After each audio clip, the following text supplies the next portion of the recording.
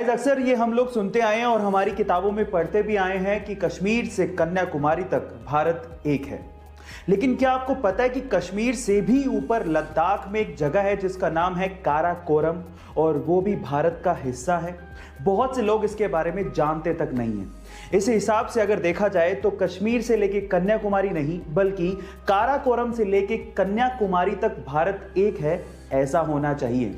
क्या इसके पहले तक ये फैक्ट आपको पता था और क्या आप मुझसे सहमत हैं? तो चैट सेक्शन में जरूर लिखिएगा। आपने अक्सर किसी टीचर को स्टूडेंट्स की लाइफ बदलते तो जरूर देखा होगा, लेकिन क्या आपने कभी किसी स्टूडेंट को टीचर की लाइफ बदलते देखा है?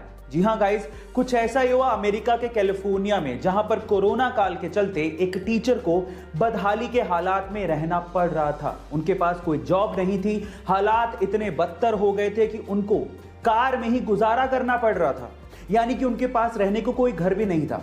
और ये हालात उनके एक स्टूडेंट स्टीवन से देखे नहीं गए।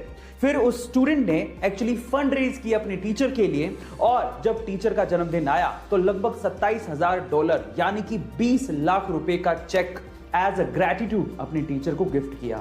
गाइस, इस इंसिडेंट के बारे में आपका क्या ख्याल है? चैट सेक्शन में जरूर लिखिएगा। एक अंग्रेज ने एक सिख सिपाही से कहा कि तुम लोग गुलाम हो, गुलाम ही रहोगे क्योंकि हिंदुस्तान की मिट्टी से डरपोक पैदा होते हैं। अब उस अंग्रेज को जवाब देने का वक्त आ गया।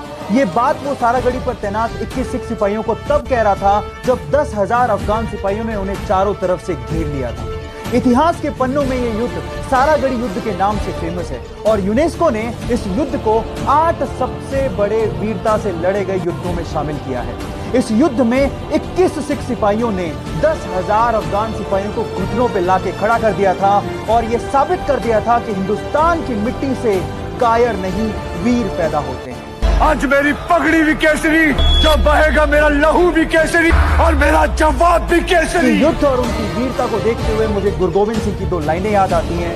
1.25 लाख से एक पे लड़ावा, कवि गोविंद सिंह नाम का। अपने पैशन को फॉलो करने के बावजूद भी अगर आप सक्सेसफुल नहीं हैं तो उसका रीजन नंबर 5 है that you only believe in luck.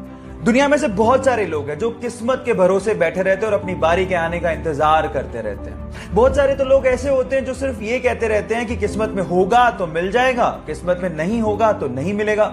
Late me tell you guys, आपको वो नहीं मिलता जो आप चाहते हैं, बल्कि आपको वो मिलता है जो आप डिजर्व करते हैं।